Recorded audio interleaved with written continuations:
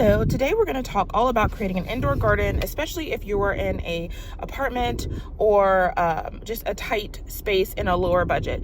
This is one of those topics. When I first had the vision for this, I was in an apartment. I had a very limited budget, very limited space. The apartment balcony was covered and it was not in a good space to grow, and so growing outside was almost impossible. And when I was looking for resources on this, I found hydroponic gardening, which I really didn't want to do, and I found everybody else saying how impossible it was to grow without all this fancy equipment, and the plants won't flower without these specific lights and all of this. And something inside of me always kept going, no, I think there's a way to do this. And I just kept gnawing at me.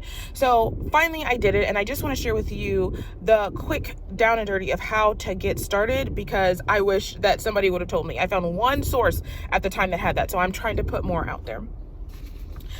Okay, so when we talk about indoor gardening, I'm talking about growing with dirt.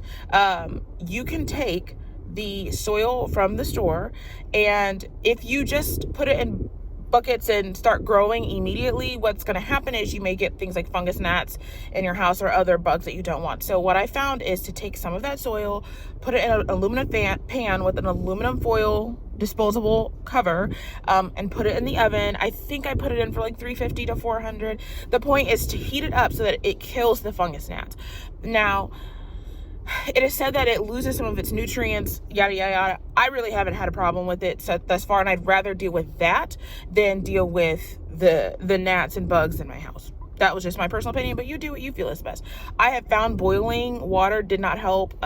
They had fungus gnats, plus it super hydrated the soil, so it was harder for it to dry out, and it was just a lot. So the best method I found was just putting it in the oven for 30 minutes to 45 minutes to an hour, depending on what I was feeling that day. And then I would dump it in the buckets. Now you want to make sure it gets cooled down before you put your plants in there, because it can kill the sensitive plants of roots if it's too hot.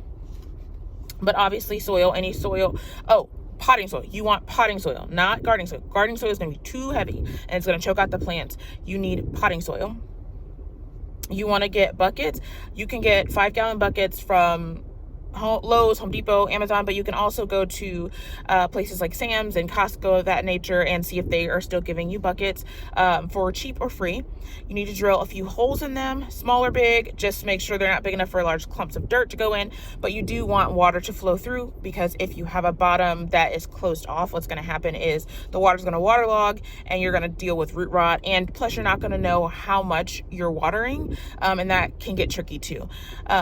Underneath there, I like to put some kind of tray or bucket or something to catch the water so that it's not going everywhere.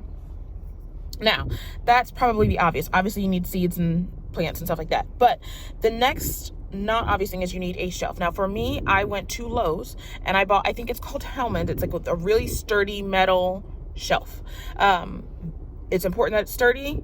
So that's not something you want to cheap out on. I think it was the one I purchased was closer to $100. You don't want to cheap out on that. Out of everything else, this is the one thing you don't want to cheap out on. Okay.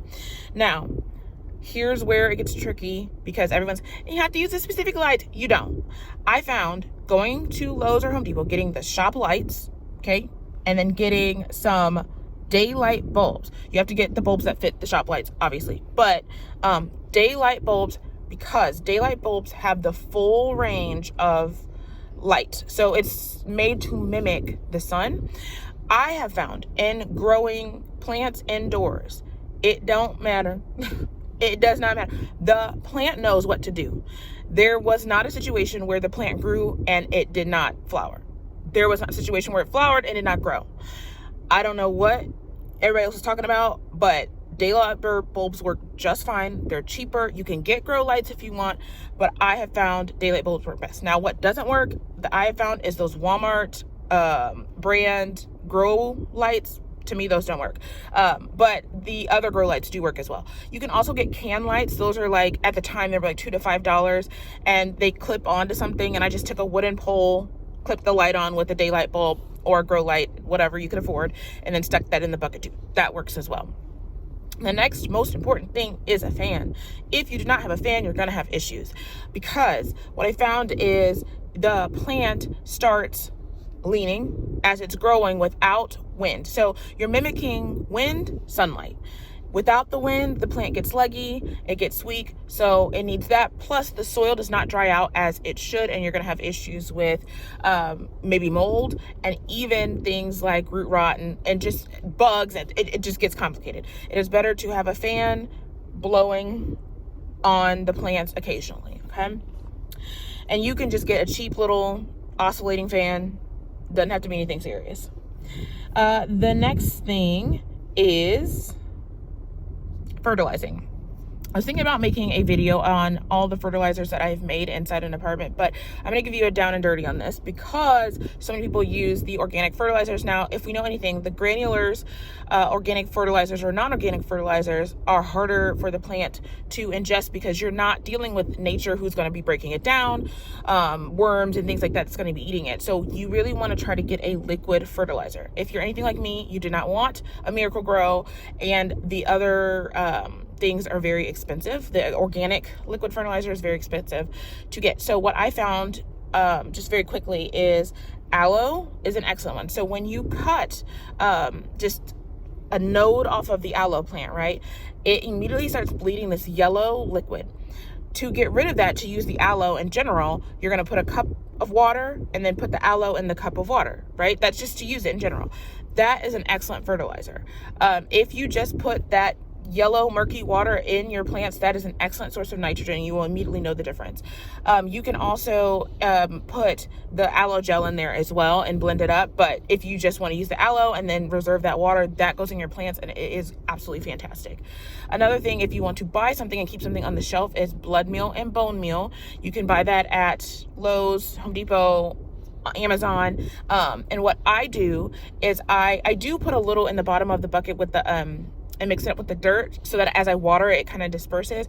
But with it being granular like that, it is very easily put in water bottles. So I put it in water bottles or a big jug of water, a gallon jug, shake it up, let it sit, and then I'll pour that on there. And I found that the plant takes that up immediately too. Other things that you can think about is putting your scraps or any like just food scraps that you have that are vegetable scraps or organic matter into water. I put them in a mason jar, and then after a few days, you'll notice it kind of makes a tea, like a compost tea, and you can dilute it if you want to make it stretch longer, and then also spray that on your plants. I have noticed that, or not spray, pour it in your plants, and then make sure you water it in with water after so it gets to the root. So these are just a few down and dirty things that I learned about indoor gardening and how to start. If you want to know more about this, please let me know and comment below your questions. I would be happy to do more videos like this. Have a great day. Bye.